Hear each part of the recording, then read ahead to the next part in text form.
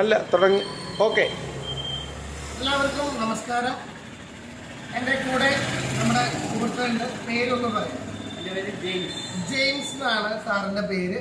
സാറിൻ്റെ 2 മക്കള് ഇപ്പോൾ BSc നഴ്സിംഗിന്, ഒരു കുട്ടി ഗവൺമെന്റ് കോളേജില് മെഡിക്കൽ കോളേജ് ആലപ്പുഴയും, രണ്ടാമത്തെ മകൾ കോളേജിന്റെ പേര് ഹോളി ക്രോസ് കൊട്ടിയം.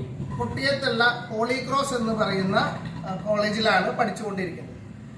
സാറേ, എന്തുകൊണ്ടാണ് 2 മക്കൾ ഉണ്ടായിട്ട് 2 മക്കളെയും ഈ BSc നഴ്സിംഗ് മേഖലയിലേക്ക് സാറ് പറഞ്ഞു വിടാനായിട്ട് കാരണം എന്താണ്?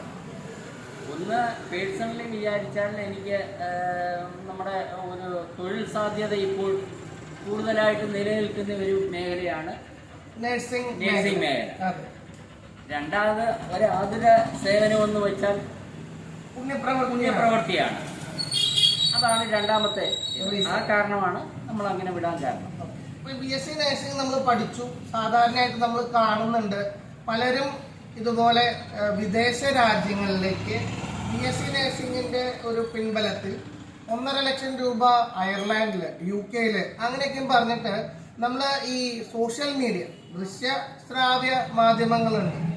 അപ്പൊ അങ്ങനെയുള്ള ഒരു പ്ലാനിനെ കുറിച്ചിട്ടുള്ള സാറിന്റെ ഒരു അഭിപ്രായം ഒന്ന് പറയും. എനിക്ക് അങ്ങനെ ഒരു അഭിപ്രായവും വിദേശത്തോട്ട് വിടുന്നതിൽ എനിക്കില്ല.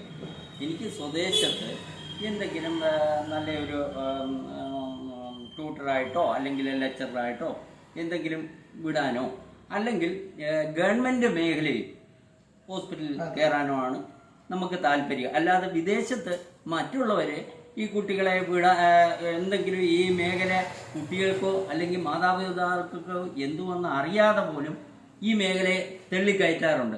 അത് അവർക്ക് സ്വാർത്ഥ താല്പര്യത്തിന് വേണ്ടി വിദേശത്ത് പോയി കുറേ പണം കൊയ്യാം എന്നുള്ളതാണ്. ആ മക്കളുടെ പ്രയാസങ്ങളോ അല്ലെങ്കിൽ ബാക്കിയുള്ള ബുദ്ധിമുട്ടുകളോ ഒന്നും അവർ അറിയുന്നില്ല.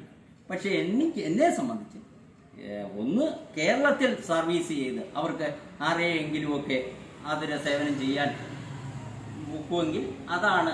അല്ലെങ്കിൽ ഒരു PG കഴിഞ്ഞ് ഒരു ട്യൂട്ടറായിട്ട് പഠിപ്പിക്കാൻ, പ്രൊഫസർ ആവാൻ, PhD അങ്ങനെയുള്ള ഒരു ആ മേഖലയാണ് നമ്മുടെ എയിം. അല്ലാതെ മറ്റ് രാജ്യങ്ങളിൽ പോയി അവരെ കൊണ്ട് ജോലി ചെയ്യിച്ച് അതിന്റെ ഫലം അനുഭവിക്കാനൊന്നും എനിക്ക് ഇഷ്ടമല്ല. മനസ്സിലായി?